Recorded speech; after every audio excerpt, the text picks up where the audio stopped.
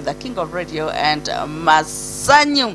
Now, yes, to the World International. Now, before we go on to something else, Masanyu, I was telling you guys that it is very, very important to us women that you take your responsibility. Much as I am working, I am your woman, and I am doing all of these things. Probably I'm a strong woman that you have. You being able to look at me and say, Diana, is my responsibility. I'll buy her a new shoe. I'll buy her a new cloth. I'll do this. Like you do your duties as a man in my life. It makes me so much happy. Now, King was asking, where does your money go? Mukola nafe tukola. Ate mwaga tubafeko. Our money goes on other things. Our money goes on, for example, nja kutunulia carpet wakanga twetaga upgrade nkagule ka carpet ngako nke tukaiwewe waka. I look at the curtains. I also take care of you actually. Bwendaba nti socks zijize simanyanga vesti simanyanga wetaga yo t-shirt yakapa wetaga yakapala. It's my duty also to take care of you. Oshegeda to know that my man kana kagatoka koye kangule kagata kalala. Does it make sense to you guys? So our money is not money that just sits around. We also look at those things, but we love for you to take care of us. Carpet zireke, curtain zesonywe, sendi ziwane kuzema carpet zikuteke ku mutwe gukuvirizo. Ata umbanera bilide katobonga sachi bwemba boba tosola kundabirida. The whole makulu is bale nsaba akagabo kali tudde tukaterezemu akabo obonga sachi. Anche nkugamba nti kazibunyo tusoke tukajjo. Kati lwaki nkwogera is because woba ulira tosobola. Omusajja wabata kusibisiza ambira batana kyagasa. Ate ngamba take care of me. Otegera tonteka ko mbeere gamba mbolo kuba okola werabirire kati ate gwe mbulamu. But what's the problem with that? What's the difference between a single lady and a married lady if all I do is work for myself and take care of myself? Where are you in my life? Mwafuko omuntu omu. Ate omuntu omu ate sente zo sikugambeko nedda sente sikugambeko. I've not told you that later sente zo tusasula school fees w'abaana.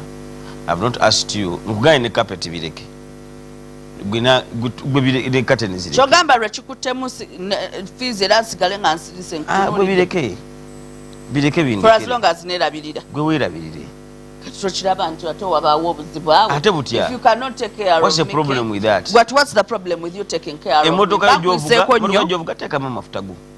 Ekyo kirala nsobola oteekamu. Nena Rosi when you say something nice, cloth, you buy it. Yes, we do. We do every day. By the way, with that a woman say a nice hair, buy it for yourself. We do those things every day. Good. But it matters that we receive things from you. It matters that we feel well taken care of by a man. That's why I have a man in my life. Else. Freedom is more than anything. They married you. They've given you freedom. They're taking care of the home. They are paying all the bills. Every bill at home, I'm paying school fees. All what else do you want? Is a husband. Just osobola okukola ebyo byonna byonna naye owulira ekyokulabirira mu kukyalawo kikuyiseko nnyo. Being your husband is the greatest honor and gift. Ekyo kyokka okufuluma obufulumi nga you have my name. Bw'oba oyagala temututeeka ku bukeeke. Bw'oba oyagala osobola okutta naye kye ŋŋamba. Naye nga kakulumyemu nnyo.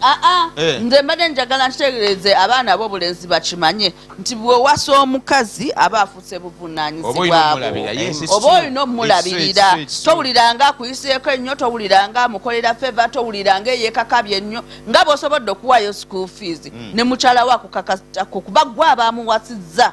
Ye bw'akuyambako n'abako naye bye yeegulira well and good. Era wadde tubikola ebyo buli lunaku. Wadde mbogamba nti nyina akakadde kange kenkolera nfuna obukadde bwange bubiri naye sigenda kusibako nviiri, sigenda kukolako njala, sigenda kugulako ngoye, sigenda kugulako perfume omusajja abinkolere.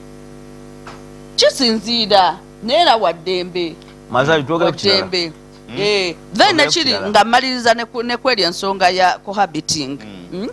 Ebintu ebyo wali eri atugambye mbu ebintu ebyo bigenda kwetemya abantu amajambiya. People are going to fight for real. But nevertheless me I'm happy that finally bavudde etteeka eryo ne baliyisa. Tufune ku bintu ababadde mu cohabitation. Before falling into place namwe abakyala abawasa abasajja. noleeta omusajja naye makaago ondese makaago ondabirira kati waliwo yakomentinagamba era bwembeera naawe nembeera naye nga bwogenda okukola nze gwolekawo tuzaala omwana nze afuuka era nawe bwetwawukana naawe oba olina okunviira mba nina okuwa ku bintu olina okundabirira 50-50 ebintu byonna waliwo eyakuba enduulu ku poliisi nti banaye munyamba abooluganda mukyala wange yagenda ebweru ekata naye tampa buyambi nze n'omwana tatulabire lumpen waliwo gayi yagambye nti kyova olaba ennaku zino tubikola tubiteeka mu mannya g'abamaama baffe. What a comment. I'm telling you. In the twist of things, okay, let's twist things. This is what is happening in the world of education. In the education sector. Yeah. That is NCDC, National Curriculum Development Center, picks indigenous languages to boost literacy in early grades. Early grades, I mean from baby to P3. So the National Curriculum Development Center has picked this research has been done in eastern Uganda, where I come from. People that come from the eastern, we have Japadola, we have the Bagwere, we have the Basoga, we have the Samyas, we have the Itesos. Yeah. So the National Curriculum Development Center presented findings from a study and identified these languages nga toddlers zibalina okusooka okusomeramu okugumiza emirandira gyabwe, because we all know the reason. By the reason I don't speak good English is because of the foundation. This dialect, the phonetic, zempulira zino bagita phonetics, sounds. Continue. Ezo amasomero gendamu nga tezikola ki ayo kino kye baagala okuzza nga teziriiyo. This is what I'm trying to bring on board. Nti ensonga lwaki simanyi na lusoga kati saawa zino ne bwe ndwekako okuluyiga kati kiyinza okuba ekizibu ate nga ndi muki musoga saafuna privilege eyo ate n'abaana children that go to school it is Masanyu obimixinze lwaki toyogera luzungu bulungi kubanga tewafuna opportunity esoma mu ssomero nga lisomesa oluzungu bulungi ku gundi etuuse ku standard aye kakati ate obimixinze n'ekyokuba nti toyogera lusoga kakati toyogera luzungu bulungi ate n'olusoga nalwo tolwogera bulungi kyewayigayo saabisoma mu biseera bye nalina okubisomera kyekino kati tebasazewo abakugu kyebatandise okunoonyereza goloza lwaki oluganda ndogera bulungi kubanga nakula ndogera tinakula ndusoma okitegeera. Because this is the challenge that we have now. I think the National Curriculum Development Center has come out lastly and presented findings from a study identified these languages in eastern Uganda. Project Njegendo Kutandikira. They are going to be teaching. They identified Lusoga, Lugwere, Lumasaba, Ateso, Japadola, Lunyole, Kumam, Kushobin, Kupsabin. Kupsabin is a language, sir. Yeah.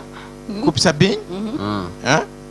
And then they identified Kusabinis. They identified Lusamia as the most feasible languages for teaching pupils from primary 1 to primary 3. And research has shown that children grasp literacy and numeracy better when the foundation is built in a language they already speak at home. So this is what they are going to do. So the initiative is aimed at strengthening that foundation before they transition to English in primary 4. So that means nga baba gamba for us who are in the essential baba kusomesa nti mango batandikira mu Luganda gamba omuyembe mu luzungu ye mango akisi nedda embazi mu luzungu ye akisi ati oluzungu luba lwa P4 wano P1 paka P3 nga olulimi lwe mwogere ewaka ewammwe mukuba Luganda mubeera mu Luganda mugumiza enjatuza engero mubigumiza ennyonyi ne mujogera nti ennyonyi bagiyitaye batyo ennyonyi kino bategeeza nnyonyi kino kati mugenda otuuka mu P4 okudda ku luzungu ng'eno ground emisingi nga ginywedde bagisibye. I think it's going to bring back the patriotism spirit in our children. I think it is also going to strengthen our culture. I think it's going to strengthen our learning, our brain. Because as the doctor said behind this research, nti omwana bw'asoma mu lulimi lw'ategeera ewaka bimwanguyira n'omwanguyira Today I don't know Lusoga, and I can hardly tell how certain things are called in Lusoga. Why? Because I never got that opportunity. Imagine if I studied Lusoga for 3 years and it's the same language that was being spoken at home. I would be a better person. You get? So I'll tell you, for example, we speak Luganda at home sometimes. Sometimes, yeah. Yes, okay, most times. But you'll find that even the children don't speak Luganda and they don't understand Luganda as much. They understand a few things, but they cannot fluently speak Luganda. Because you speak it but once we speak, in a while. No, we speak it. We speak Luganda at home. We actually do. But when addressing the kids, we end up turning to English. Why? Is it a deliberate move? It's not. I don't know, but I don't know, but that's what's happening in most of the homes. So the question we're asking King, today does Anaya speak Luganda? You know, right? Atenga King ayogera ku Luganda agezaako sometimes. But she gets some. The mom is. She trying. responds to some. She hears, but she cannot speak a whole statement. No, she cannot. Atenga muyina kati ejemyaka gyalimu alina kubanga Oluganda alugumiza. Oluganda egenda fuuka dola wano mu biseera again I think let's get back Oluganda bugagga. Again, let's get back to a few things. Your official language mu central. Yeah, for sure. It is best to teach a child in a language they best understand and speak at home. Well, mine understands English more than anything else, and her expressions in English are even mind-blowing, even to us. Like, she expresses herself very easily and fluently in English now.